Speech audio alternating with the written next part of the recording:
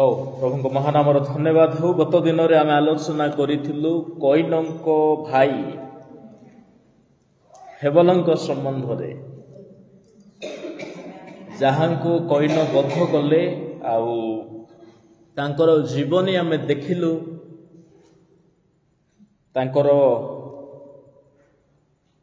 ନିମନ୍ତେ ଈଶ୍ୱରଙ୍କର ଯେଉଁ ଯୋଜନା ଥିଲା ତାହା ମଧ୍ୟ ଆମେ ବୁଝିଲୁ। ଆଉ ସେ କେଉଁ ପ୍ରକାର ଧାର୍ମିକ ଗଣିତ ହେଲେ, କେଉଁ ପ୍ରକାର ଏକ ଅନନ୍ତକାଳୀନ ସାକ୍ଷ୍ୟର ପରିଚୟ ପାଇଲେ, ସେ ଥିଲେ ହେବଲ। ଆଜି ତାଙ୍କ ଭାଇ ସମ୍ବନ୍ଧରେ ନିରୀକ୍ଷଣ କରିବା, କୈନଙ୍କ ସମ୍ବନ୍ଧରେ। ଜଗତର ପ୍ରଥମ ମର୍ଡରର, ଯାହାଙ୍କର ଦ୍ୱାରା ପ୍ରଥମ କରି ମନୁଷ୍ୟର ରକ୍ତପାତ କରାଗଲା। ଭୂମିରେ ମନୁଷ୍ୟର ରକ୍ତ ପଡ଼ିଲା, ଭୂମି ଶାପଗ୍ରସ୍ତ ହେଲା। ପ୍ରଥମ ଥର କରି ଯେ କି ପାପକୁ ନିଜର ଭାଇ ବିରୁଦ୍ଧରେ ବ୍ୟବହାର କଲେ। ତେବେ କୈନଙ୍କର ପରିଚୟ ବାଇବଲରେ ବହୁତ କମ୍ ଅକ୍ଷରରେ ଲେଖାଯାଏ। ତାହାଙ୍କ ସମ୍ବନ୍ଧରେ କେବଳ ଆଦି ପୁସ୍ତକରେ ହିଁ ବର୍ଣ୍ଣନା କରାଗଲା। ତାହାଙ୍କର ଜନ୍ମର ପରିଚୟ କ'ଣ ଆଉ ତାହାଙ୍କର ଚାରିତ୍ରିକ ପରିଚୟ କ'ଣ, এই ଦୁଇ ଗୋଟି ବିଷୟକୁ ଆଜି ଦେଖିବା।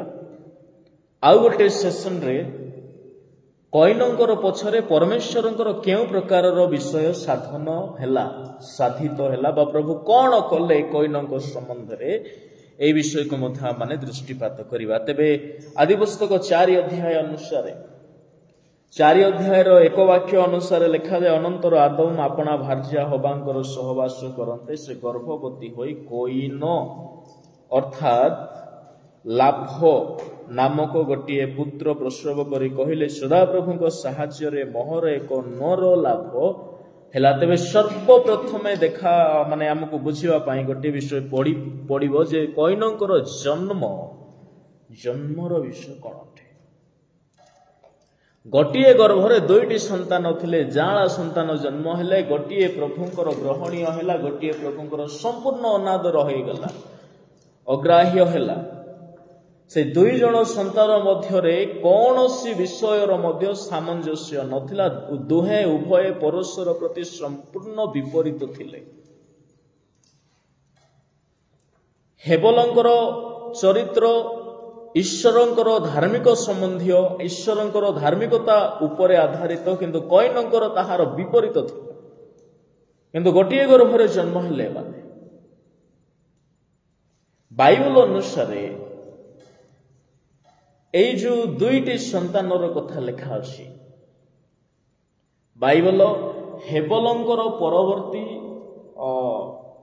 ଯେଉଁ ତାଙ୍କର ବୃତ୍ତାନ୍ତ ଅଛି, ତାହାପରେ ହେବଲଙ୍କର ପ୍ରତିନିଧି ସ୍ୱରୂପେ ଜଣେ ସନ୍ତାନ ଜନ୍ମ ହେଲେ, ସେ ହେଲେ ସେଥ। ତାହାଙ୍କର ବୃତ୍ତାନ୍ତ ବାଇବଲରେ ସବୁ ଜାଗାରେ ବର୍ଣ୍ଣନା କରାଗଲା, କିନ୍ତୁ କୈନଙ୍କର କରାଗଲା ନାହିଁ। ହେଲେ କୈନ ତାହାଙ୍କର ଜନ୍ମର ବୃତ୍ତାନ୍ତରେ ଟିକେ କନସ୍ପିରେସି ଅଛି।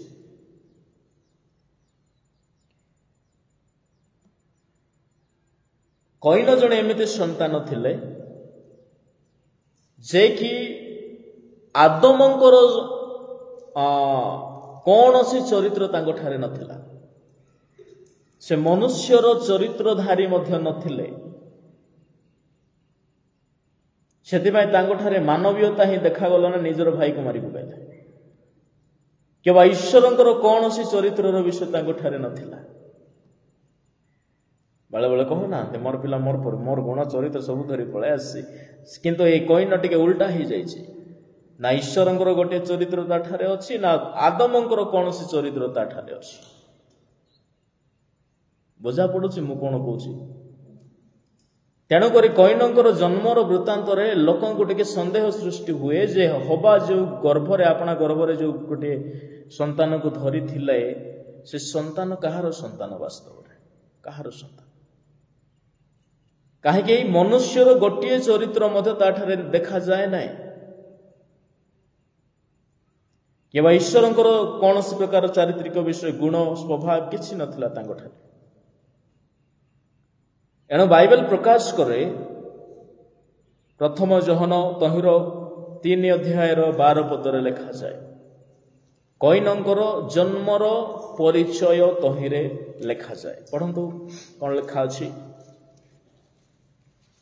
शीघ्र प्रथम जोहन 3 अध्यायर 12 पद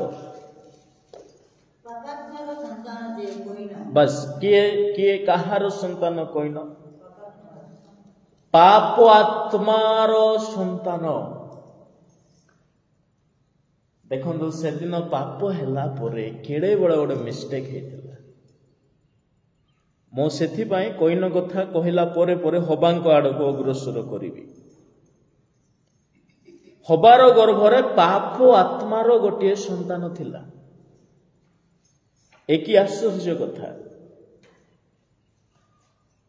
जो दिन हबा फल खाइले कामनारे पूर्ण हेले जतबेले शैतान आसिला 3 अध्याय आदि पुस्तक अनुसार हबा को भुलाई नहीं गला फल को देखाइला फल को देखु देखु हबा कामनारे पूर्ण हेले अभिलाषी हेले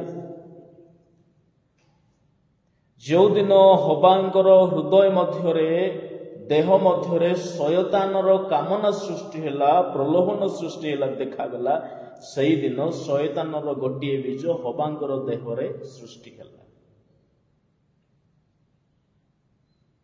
आ सही कामना गर्भ धारण करी पाप को प्रसव कला बुझा पड़ुसी जाको 1:15 अनुसार कामना गर्भ धारण करी कहा को जन्म दिए पाप को जन्म दिए पापात्मर संतान धार्मिक हो पारिबो कि पापात्मा केबे हेले पवित्रता को जन्म दे पारिबो कि पाप आत्मा पाप को ही जन्म देबो मनुष्य ईश्वर को तो जन्म दे पारिबो नहीं मनुष्य मनुष्य को ही जन्म देबो नर नर को ही जन्म देबो किंतु पापात्मा जदि जन्म देछि हबांकर गर्भ को व्यवहार करी शयतान एटा टिके जटिल लागुछि ना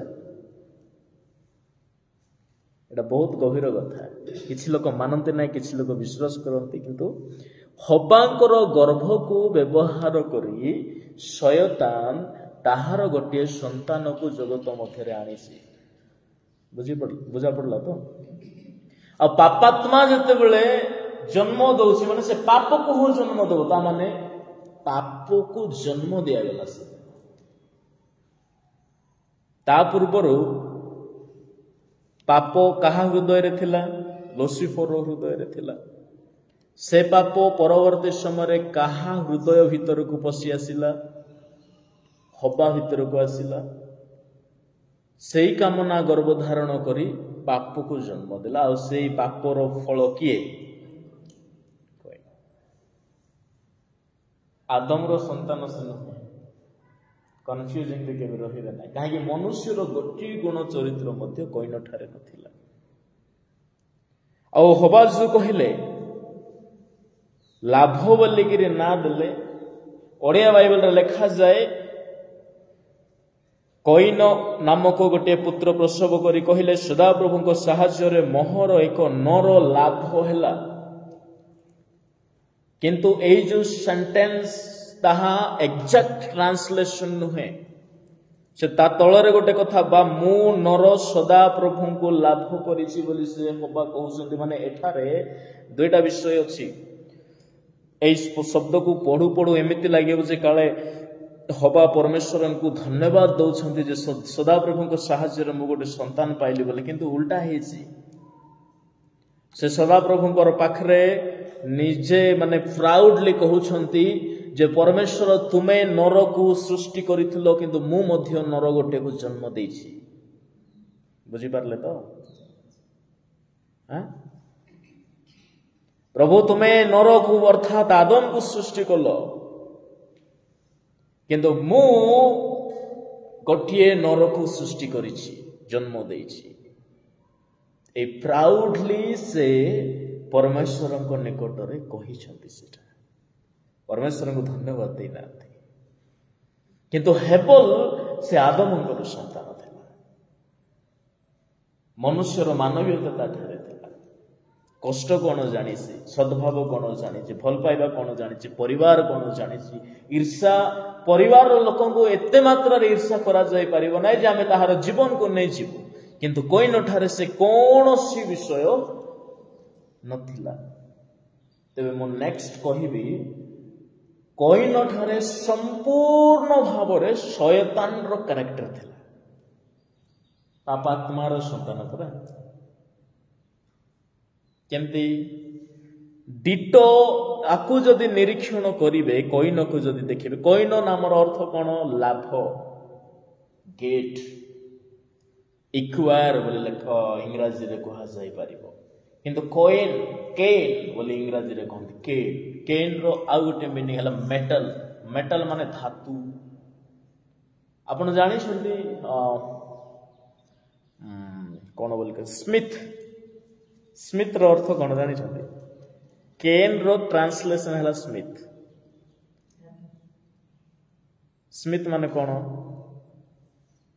लोहार धातु को जे पिटी पिटी पिटी पिटी भिन्न भिन्न प्रकार रो कौन बोले कहती से टूल्स गुड़ाक जो माने बनाती बर्छा आउ गोटे कॉइन रो आउ गोटे अर्थ है स्पीयर बा भाला जोड़ा कौन बर्छा हिंदी रे ताकू भाला बोली कहिबे बर्छा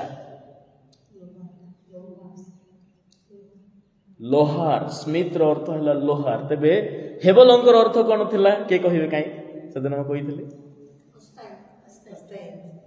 केमती अस्थाई इंग्रा हमरो शॉर्ट टाइम एग्जिस्ट हेबल किंतु केमती अस्थाई हेबे से भापर कहिथिले ना काकर पडला परी काकर जेमती पड़े किछि समय पर ताहा लिभि जाए आउरी नेक्स्ट डे आहुरी आसे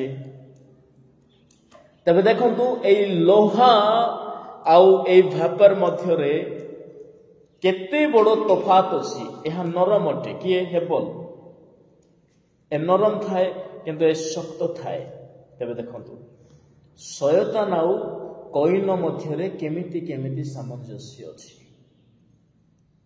नंबर 1 सामंजस्य कोन कोइन नार अर्थ है धातु ओके धातु बा स्मिथ बोले जहाँ भी कहा जाई परिबो लोहा जहाँ भी कहा जाई परिबो नै कि लोहार शयतान देह रे मध्य भल भल धातु गुड़ाक थिला कि नै केबे पढ़ी संदि शयतान विषय रे हैं जिसाया पुस्तक 14 अध्याय से एते धरणर भल भल भल भल मणि माणिक्य निजर देह को माने सुसज्जित करी रखिथिला 14 अध्याय 15 पदर तले पढ़ंतु जिसाय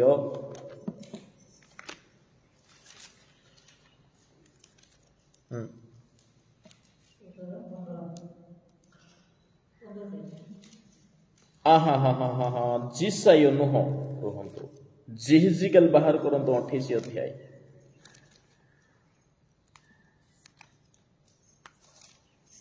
जेहेजिकल 28 अध्याय तहिर आमे जदि पढ़ू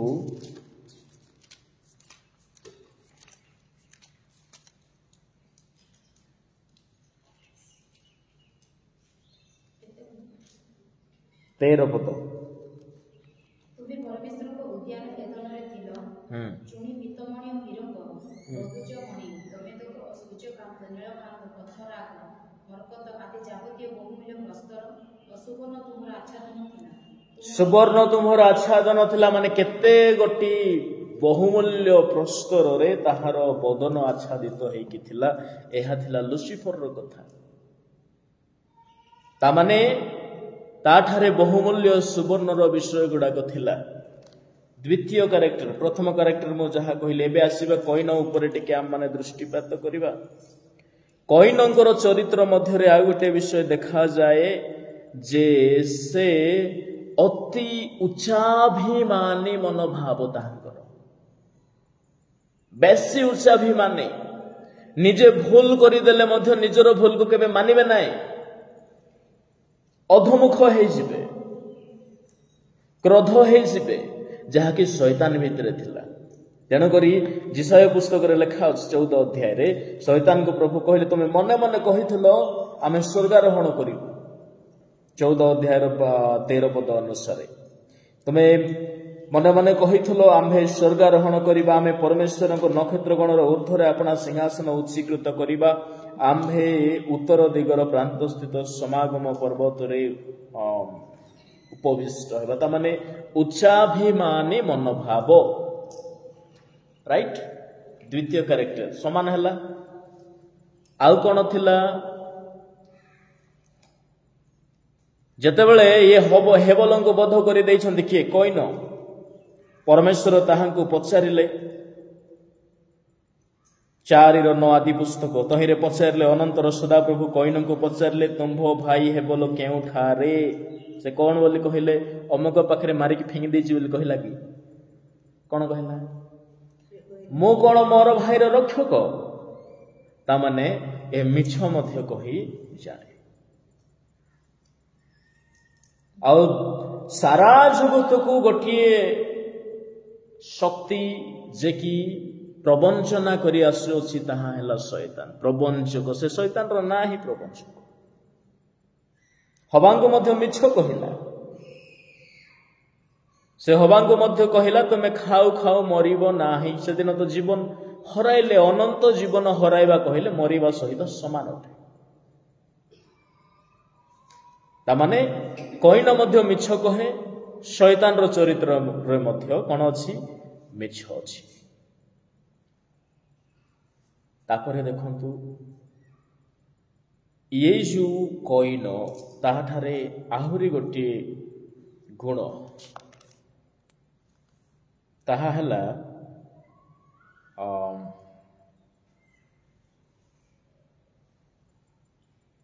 ଯେତେବେଳେ ପରମେଶ୍ୱର ଜାଣିଗଲେ ଯେ ସେ ହେବଲଙ୍କୁ ହତ୍ୟା କରିଛି, ପରମେଶ୍ୱର ତାହାକୁ ଗୋଟିଏ ଅଭିଶାପରେ ଅଭିଶପ୍ତ କଲେ। ତମେ କଣ ହେଇଯିବ? ପଳାତକ ଆଉ ଯାଯାବର ହବ। 4 ଅଧ୍ୟାୟର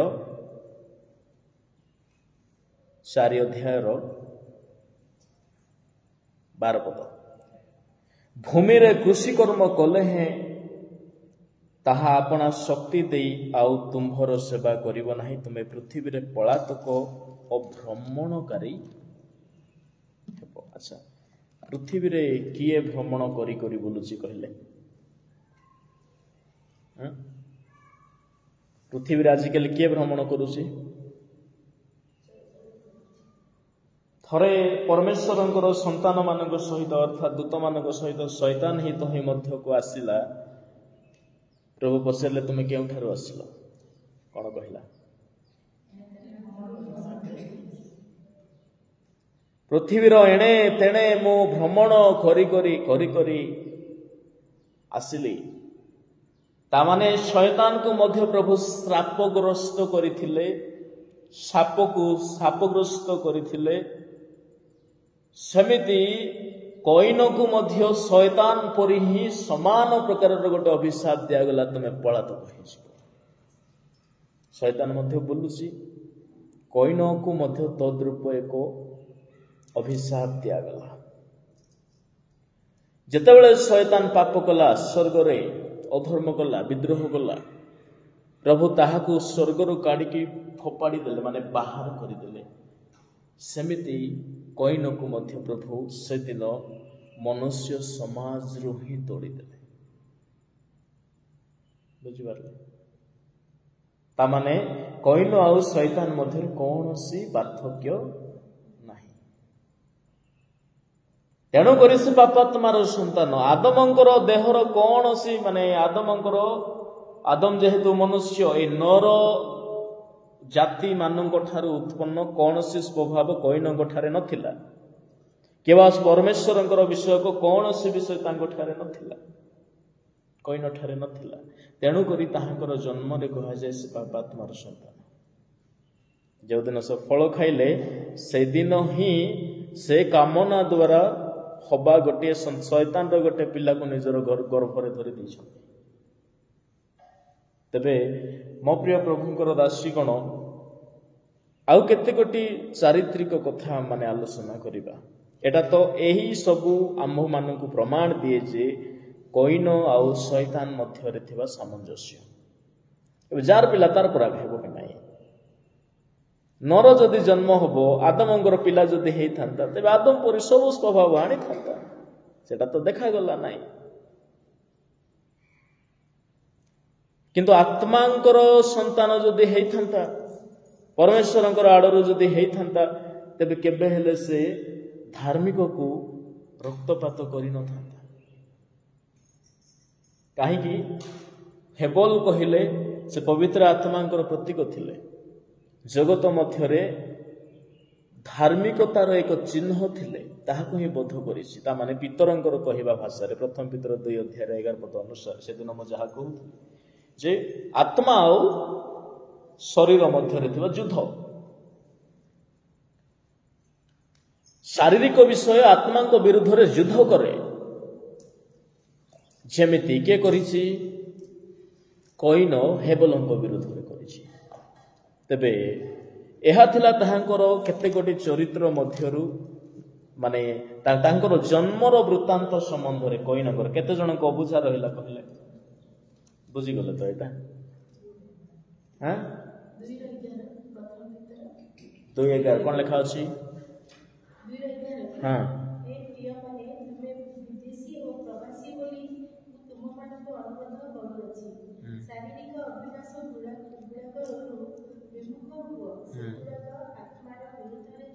आत्मार विरुद्ध रे युद्ध करे जेमिति हेबल से आत्मिक थिले धार्मिक थिले प्रभुंकर संतुष्ट जनक जीवन ताहांकर थिला जहाको देखि के बोध करिछि कईन बोध कला ताहांकर चरित्र रे आउ केते गोटी लक्षण कथा देखंतु एहांकर जो एटीट्यूड थिला कहार कईनर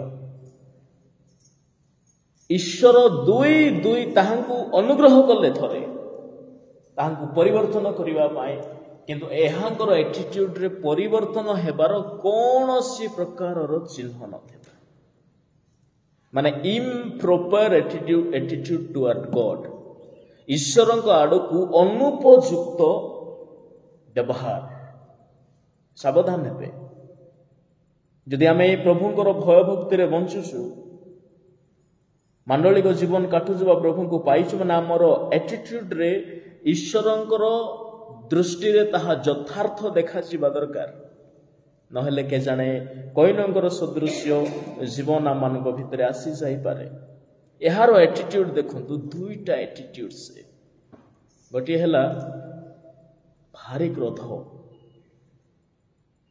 परमेश्वर को कौन बोली जवाब देला मु कौन जानी जे से कोठी अछि मते पचारछ तमे प्रभु जानी देला रे क्रोध काई की करूछ बलिदान उत्सर्ग कला पुचका फल जाको नै कि उत्सर्ग करिछि पुचका फल जहा कि भूमि रो गोटे आने की कादुओ लागि थिबाटा ताको सफा सुतरा भी हेई नै एमिति फल सब को जेतेबेले से उत्सर्ग कला 4 अध्याय रो 6 पद अनुसार 5 पद अनुसार प्रभु ताहार नैवेद्य अग्राह्य करी दौ दौ क्रोधी हे गला से अति क्रोध हे गला आ क्रोध ईश्वरଙ୍କ दृष्टि रे उपयुक्त व्यवहार नहे सावधान हेबे क्रोध कले पाप कर नाही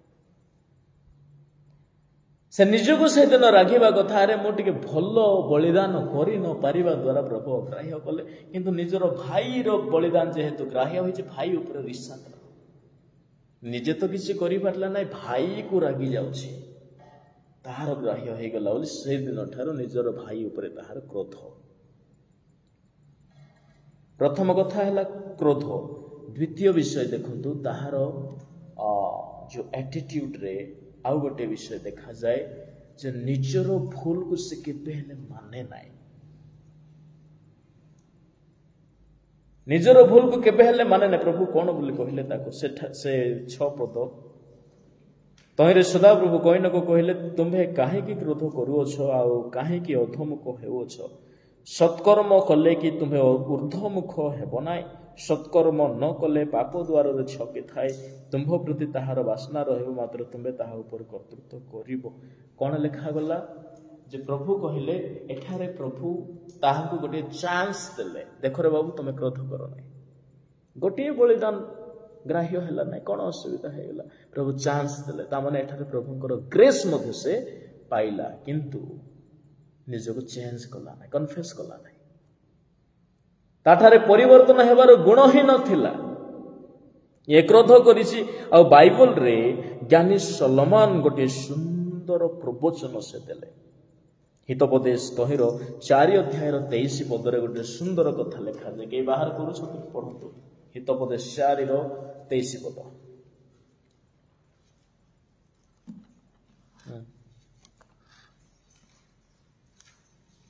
ଶୀଘ୍ର ଶୀଘ୍ର ଶୀଘ୍ର। ତୁମ୍ଭ ହୃଦୟକୁ ଅତି ଯତ୍ନରେ ରଖ, ଯେହେତୁ ତହିଁରୁ ଜୀବନର ପ୍ରବାହ ଜନ୍ମେ। ତୁମ ହୃଦୟକୁ ବହୁ ଯତ୍ନରେ ରଖ। ଏଇଟା ସବୁ ବିଶ୍ୱାସିନୀ ମାନଙ୍କ ପାଇଁ। ଯେତେବେଳେ କ୍ରୋଧ କରିବା ଚିନ୍ତାଧାରା ଆସିଗଲା, ଆମେ ସାମାଜିକ ମନୁଷ୍ୟ, ସାଧାରଣ ବିଷୟ ଯେ ଆମେ କ୍ରୋଧୀ ହେଇଯିବୁ ନାଇକି? କିନ୍ତୁ ଆମର ଦେଶୀୟ ଭାଷାରେ ଗୋଟେ କଥା ଅଛି ନା, ସିର୍ଜି ଯାଇଛି ବୋଲବାଟା। କେମିଟା ସେଟା ଜାଣିଛନ୍ତି ତ? ତାକୁ ସିର୍ଜିଛି ସେ, ମାରବ କେଡ଼େ ବେଲା ହେଲେ କହୁନାହାନ୍ତି କି? ତାକୁ ମୁଁ ସିର୍ଜିଛି, ତାକୁ ଛାଡ଼ିବି ନାହିଁ। ଏଟା ହେଲା କହିନେ ଏଇ କ୍ରୋଧ, ଏଇଟା ହେଲା କ୍ରୋଧ। ବୁଝିପାରିଲେ ତ?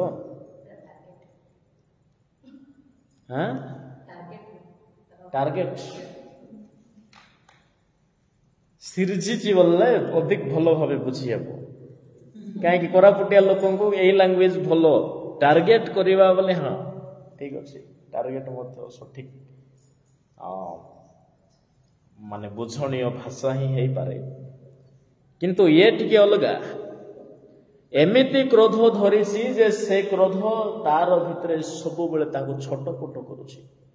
କିଛି କିଛି ଲୋକ ଜଣ ଜଣକୁ ଏମିତି ରାଗିଥିବେ, ରାତି ଯାକ ରାଗୁଥିବେ, ଛାଡ଼ିବେ ନାହିଁ ସେଇ କଥା, ଭୁଲିବେ ନାହିଁ ସେ କଥା।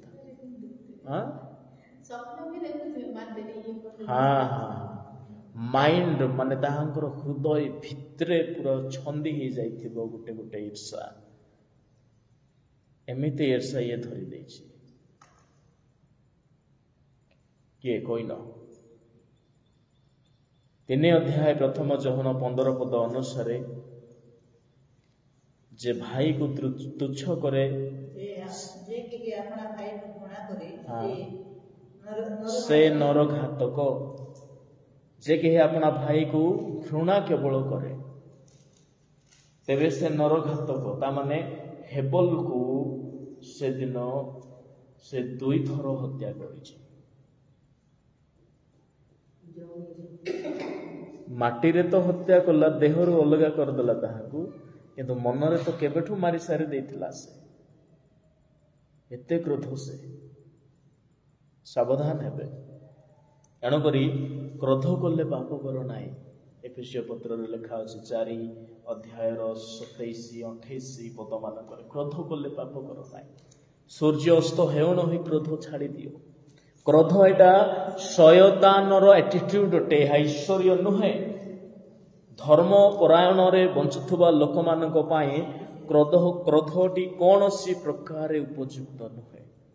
ଏହା ନରହତ୍ୟା କରାଏ। ଆମ ମଧ୍ୟରେ ଥିବା ମଣିଷର ପଣକୁ ମଧ୍ୟ ବେଳେ ବେଳେ ମାରି ପକାଏ। କ୍ରୋଧ ଉପଯୁକ୍ତ ବିଷୟ ନୁହେଁ। ତେଣୁକରି ଆଉ ଗୋଟିଏ ଜାଗାରେ ଯୀଶୁ ମଧ୍ୟ ସ୍ୱୟଂ କହିଲେ ନାହିଁ କି, ଯଦି ଆପଣ ପଢିବେ ମାଥ୍ୟୁ 5 ଅଧ୍ୟାୟ ତହିଁର 22 ପଢନ୍ତୁ। ମାଥ୍ୟୁ 5:22। କିନ୍ତୁ ମୁଁ ତୁମମାନଙ୍କୁ କହୁଅଛି, ଯେ କେହି ଆପଣା ଭାଇ ଉପରେ କ୍ରୋଧ କରେ ସେ ବିଚାର ସ୍ଥାନରେ ଦଣ୍ଡନୀୟ ହେବ। ଯେ କେହି ଆପଣା ଭାଇକୁ ମୂର୍ଖ ବୋଲି କହେ ସେ ମହାସଭାରେ ଦଣ୍ଡନୀୟ ହେବ। ଆଉ ଯେ କେହି ପାଷାଣ୍ଡ ବୋଲି କହେ ସେ ଅଗ୍ନିମୟ ନରକରେ ଦଣ୍ଡନୀୟ ହେବ। ତାମାନେ ଭାଇ ବିରୁଦ୍ଧରେ ହିଁ 3 ଗୋଟି କଥା ଲେଖା ଅଛି। ଆପଣା ଆପଣା ଭ୍ରାତା ବିରୁଦ୍ଧରେ ଯଦି କୌଣସି ଲୋକ କୌଣସି ପ୍ରକାର ମାନେ କୁଦୃଷ୍ଟି ରଖିଲା, ଈର୍ଷା ଭାବ ରଖିଲା, ତେବେ ସେ ନିତାନ୍ତ ବିଚାର ଅଧୀନସ୍ଥ ହେବ। ପ୍ରଭୁ ତାହା ପାଇଁ ବିଚାର ରଖିଛନ୍ତି। ତେଣୁକରି ସାବଧାନ। ଭାଇ ବିରୁଦ୍ଧରେ କୁମନ୍ତ୍ରଣା, ଭାଇ ବିରୁଦ୍ଧରେ ଈର୍ଷା, ଭାଇ ବିରୁଦ୍ଧରେ ଘୃଣାର ସଂକଳ୍ପ ରଖିବା, ସେସବୁ ଗୋଟିଏ ଗୋଟିଏ ନରଘାତକ ଅଟେ। ଆଉ ନରହତ୍ୟା କାହାର ଚିହ୍ନ ଅଟେ? ପାପାତ୍ମା। ପାପାତ୍ମାର ସନ୍ତାନ କିଏ? କଇନ।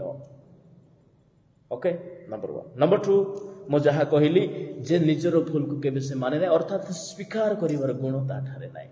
ଆଉ ଯେ କେହି ସ୍ୱୀକାର କରିବ ନାହିଁ ସେ ସ୍ୱର୍ଗ ରାଜ୍ୟକୁ ଯିବ ନାହିଁ। ପ୍ରଭୁ ତାହାକୁ କହିଲେ କି ପ୍ରଭୁ କଣ ଜାଣିନଥିଲେ କି ଯେ ମାନେ ଏ ଲୋକଟା ହେବଲଙ୍କୁ ହତ୍ୟା କରିଦେଇଛି? ସତରେ କଣ ପ୍ରଭୁ ଜାଣିନଥିଲେ? ନିହାତି ଜାଣିଥିଲେ। କିନ୍ତୁ ବଡ଼ ପ୍ରେମରେ ପଚାରିଲେ, ତୁମ ଭାଇ କେଉଁଠାରେ? ଏମିତି ସମାନ କୋଶ୍ଚିନ୍ ଆଦମକୁ ମଧ୍ୟ ପଚାରିଲେ। 3 ଅଧ୍ୟାୟରେ ଲେଖା ଅଛି ନାଇଁ କି? ଆଦମ ତୁମେ କେଉଁଠାରେ? 3:9 ତହୁ ସଦା ପ୍ରଭୁ ପରମେଶ୍ୱର ଆଦମଙ୍କୁ ଡାକି କହିଲେ, ତୁମେ କେଉଁଠାରେ? ଅର୍ଥାତ୍ ଏଠାରେ ପ୍ରଭୁ ଚାହୁଁଥିଲେ ଯେ ଏମାନେ ସ୍ୱୀକାର କରନ୍ତୁ ଏମାନେ କଣ କରିଛନ୍ତି, ନିଜର ଭୁଲକୁ ଏମାନେ ଗୋପନ ନ କରନ୍ତୁ। ପ୍ରଭୁ ଚାହୁଁଥିଲେ। ଆଦମଙ୍କୁ ସମାନ ପଚାରିଲେ, ତୁମେ କେଉଁଠାରେ? କଇନଙ୍କୁ ପଚାରିଲେ, ତୁମ ଭାଇ କେଉଁଠାରେ? ଏମାନେ ଯଦି ସେ ଜାଗାରେ କନଫେସ୍ କରିଦେଇଥାନ୍ତେ, ପ୍ରଭୁ ହୁଏତ ମୋର ଭୁଲ ହେଇଗଲା, ମୋର ଭାଇକୁ ମୁଁ ମାରିଦେଇଛି। ଆଦମ ଯଦି କହିଦେଇଥାନ୍ତେ, ପ୍ରଭୁ ହୁଏତ ମୋର ଭୁଲ ହେଇଗଲା, ମୁଁ ସେ ଫଳ ଖାଇ ଦେଇଛି, ପ୍ରଭୁ ସେଦିନ ସେମାନଙ୍କୁ କଣ ଗୋଟେ ତାହାଙ୍କର ଯୋଜନା ଅନୁସାରେ କରିଥାନ୍ତେ। ଏମାନେ କନଫେସ୍ କଲେ ନାହିଁ। ସ୍ୱୀକାର କରିବାର ଗୁଣ ହିଁ ଏମାନଙ୍କ ଠାରେ ନାହିଁ। ତେବେ ଖ୍ରୀଷ୍ଟିଆନ ଜୀବନରେ ଆପଣ ଯେ ପର୍ଯ୍ୟନ୍ତ ଆପଣାକୁ ଶୂନ୍ୟ କରିନାହାନ୍ତି, ଶୂନ୍ୟ କରିବା ମାନେ କଣ? ନିଜ ଠାରେ କିଛି ନାହିଁ ବୋଲି ମାନିବା, ତାହାକୁ ଶୂନ୍ୟ ଅଟେ। ତେଣୁକରି ଆମେ ଯେତେବେଳେ ବିଶ୍ୱାସୀ ହେଇଛୁ, ଆପଣଙ୍କୁ ସମ୍ପୂର୍ଣ୍ଣ ଅସ୍ୱୀକାର କର କହିଲେ ତାହାର ଅର୍ଥ ନିଜର ସବୁ ବିଷୟକୁ ଆମେ ସ୍ୱୀକାର କରିବା ଦରକାର। ପାପର ସ୍ୱୀକାର ହଉ, ମୋର ବିଶ୍ୱାସର ସ୍ୱୀକାର ହଉ, ଯାହା ମଧ୍ୟ। ତୃତୀୟ କ୍ୟାରେକ୍ଟର ଦେଖନ୍ତୁ, ଏ ଲୋକଟା ଗୋଟେ ଏମିତି ଲୋକ ପରମେଶ୍ୱରଙ୍କର ନ୍ୟାୟକୁ ମଧ୍ୟ ଚ୍ୟାଲେଞ୍ଜ କରେ। ବ୍ଲଡ୍ ରେଭେଞ୍ଜ, ପ୍ରତିଶୋଧର ମନୋଭାବ। ବୁଝା ପଡୁଛି? ପ୍ରତିଶୋଧ ମୁଁ ଛାଡ଼ିବି ନାହିଁ କଇନର ବୁଦ୍ଧିରେ ଥିଲା। ମୋହର ଭାଇର ବଳିଦାନ ଗ୍ରାହ୍ୟ ହେଇଗଲା, ମୁଁ ତାହାର ପ୍ରତିଶୋଧ ନିହାତି ନେବି। ରେଭେଞ୍ଜ ନେବାଟା। ଆଉ ପ୍ରଭୁ ବିଶ୍ୱାସୀ ମାନଙ୍କୁ ସମ୍ପୂର୍ଣ୍ଣ ଭାବରେ ତହିଁରୁ ପୃଥକ କଲେ। ପ୍ରତିଶୋଧ ତୁମେ ନେବ ନାହିଁ। ରୋମୀୟ 12 ଅଧ୍ୟାୟ 18 ପଦରୁ ପଢ, କଣ ଲେଖା ଅଛି? ଶୀଘ୍ର। ରୋମୀୟ 12 18ରୁ 20 ଯାଏ। ସମ୍ଭବ ହେଲେ ତୁମର ଯେତେ ପର୍ଯ୍ୟନ୍ତ ସାଧ୍ୟ ସମସ୍ତ ଲୋକଙ୍କ ସହିତ ଶାନ୍ତିରେ ରୁହ। ଏ ପ୍ରିୟମାନେ, ତୁମେମାନେ ନିଜେ ନିଜେ ପ୍ରତିଶୋଧ ନିଅ ନାହିଁ, କିନ୍ତୁ କ୍ରୋଧ ପାଇଁ ସ୍ଥାନ ଛାଡ଼ି ଦିଅ। ନିଜେ ନିଜେ ପ୍ରତିଶୋଧ କେବେ ନିଅ ନାହିଁ। ଯେତେ ପାରୁଛ ଶାନ୍ତିରେ ରୁହ। ଯଦି କିଛି ରାଗ ଲାଗୁଛି ନା, ପ୍ରଭୁ ଗୋଟେ ଆଇଡିଆ ଦେଲେ। କେମିତି ଆଇଡିଆ? କାହା ଉପରେ ଯଦି ରାଗ ଅଛି ତାକୁ କୁହ, ଆରେ ଭାଇ ଆଜି ଆମର ଘରେ ରାତିରେ ଡିନର ପ୍ରୋଗ୍ରାମ ଅଛି, ଆଜି ଆସ ଖାଇବାକୁ। ସେ ଲୋକ ଏଇଟା କଣ ହେଇଗଲା, ଏତେ ରାଗିଛି ମୋର ଉପରେ, ଆରେ ଖାଇବାକୁ ଡାକିଛି। କଣ ଭାବିବ? ଛୁଛାରେ ମୁଁ ତାକୁ ରାଗୁଥିଲି, ଭଲଟା ଏକା ଖାଇଦିଅ, ସେଟା ପାଇଁ ମତେ ଖାଇବାକୁ ମିଶା ଡାକିଲା। ଯୀଶୁ କହିଲେ, ଦେଖ, ଯେ ତମର ଡାହାଣ ଗାଲରେ ଯଦି ଚାପୁଡା ମାରିଛି, ବାମ ଗାଲ ମଧ୍ୟ ଦେଖାଇ ଦିଅ। ଗୋଟେ ଲୋକ ଆସି ମାରିଦେଲା ଏଇଠି, ତାପରେ ହଉ ଭାଇ ଆସ ଏଇଠି ମାରିକି ଯା, ଯଦି ଦେଖାଇ ଦବ। ସେ ଲୋକ କଣ ମାରିବ କି? ଘରେ ସେଇ ପାଖେ ସିନା ଯା ଯା ଯା ତତେ ମାରବାର ମୁଇଁ ନାଇଁ ମୁଁ ଯାଉଛି ଘରେ ଆରେ ଚିନ୍ତା ଦେଖ ମତେ ଆଉ ଥର ଲାଗିବ ନାଇଁ ବୋଲି ଭାରି ଯିବ ଘରେ ଗଲା ପରେ